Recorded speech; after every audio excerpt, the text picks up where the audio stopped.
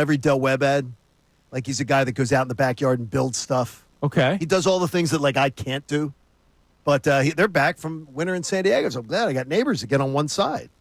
So it's great. Oh, I thought you were leading into Kevin somehow. Kevin, No, what's up? I'm sorry. I didn't know Kevin was on hold. I'm sorry. I'm sitting there going, all right, so how's this tying to I Kevin? didn't know Kevin Negandhi? was on hold. Kevin's a fan of Pat and Frank. Look, What's up, Kev? they watch Sports Are Center. you doing your yard work, Kevin? What's happening? Kevin, are you a yard work guy or not? Pat and Frank, thank you for watching. Are you a yard work guy yourself?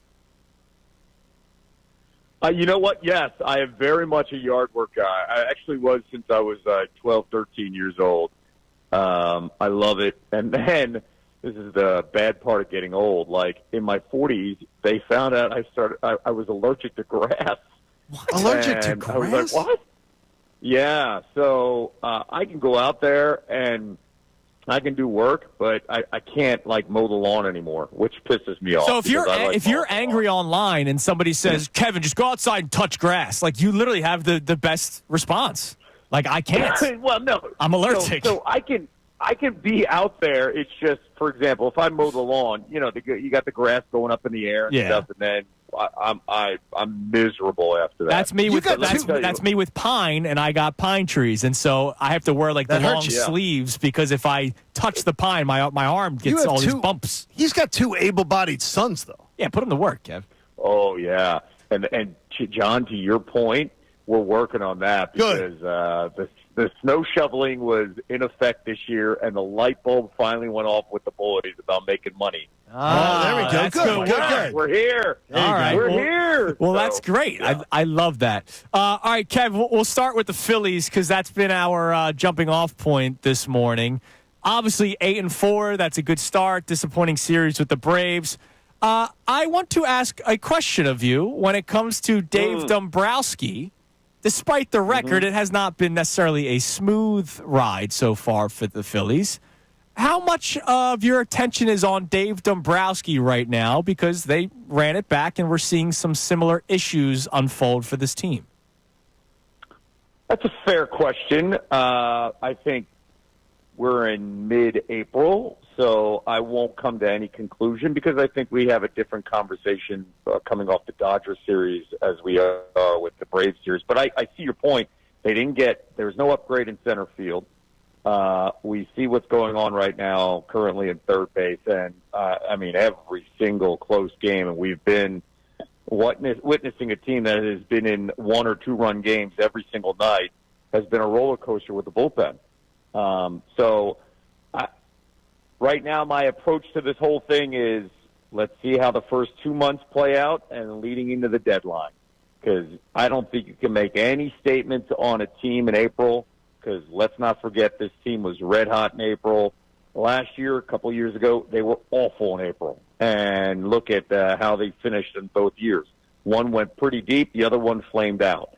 So, listen, Luzardo is fantastic. Oh, yeah. So for any criticism you're going to offer Dombrowski on, hey, where's the bullpen upgrade, you can also say, man, every fifth day we've got a stud, and if Walker continues to pitch the way he is, he walks into a tradable asset that they can potentially move.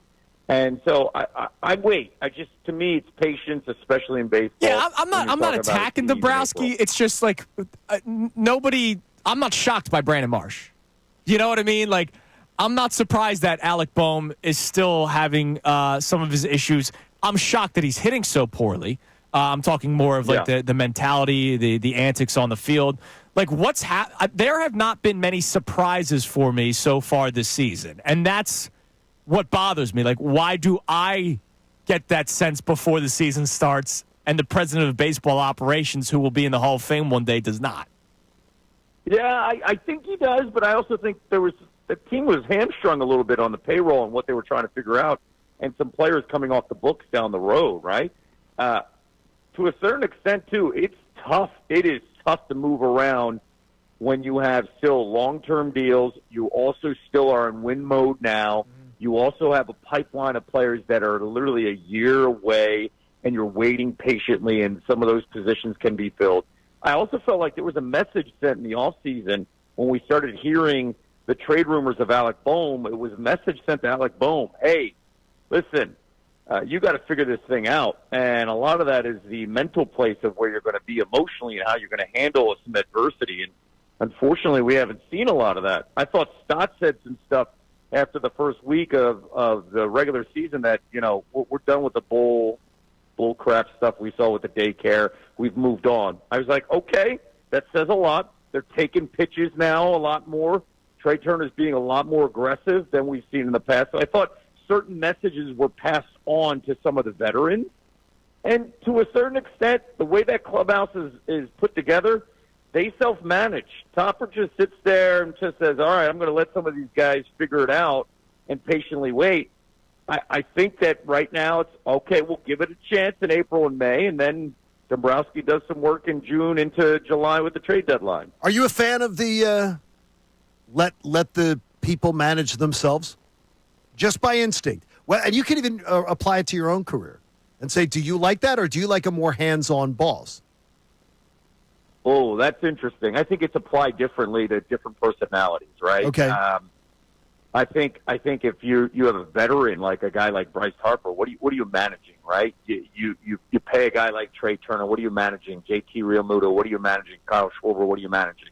Now, I also believe that when you have personalities like that in a clubhouse, they manage inside the clubhouse, right? Like, they send the message to some of the guys, hey, this is how we act. I think, Nick Sirianni recently said something that struck a chord, and I was like, that's really good. Like, in the locker room, they manage, and they have to manage down. And if you are not holding your weight, you will be exposed, right?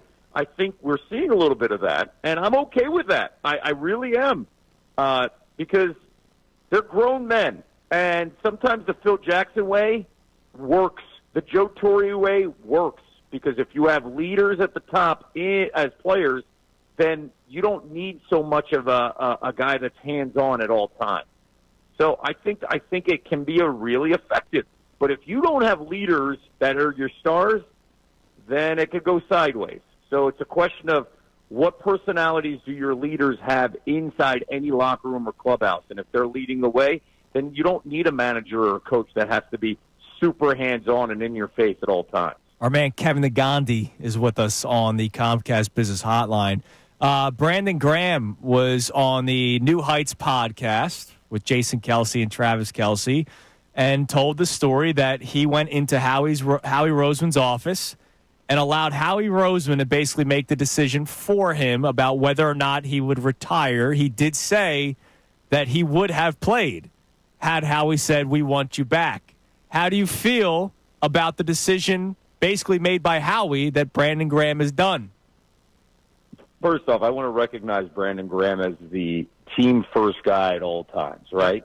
Do you need me? If you need me, then I'm coming back, right? And I think for many, many athletes, it's sometimes hard to make the decision on your own, and you could lean a certain way. You just need to hear it from somebody else, right?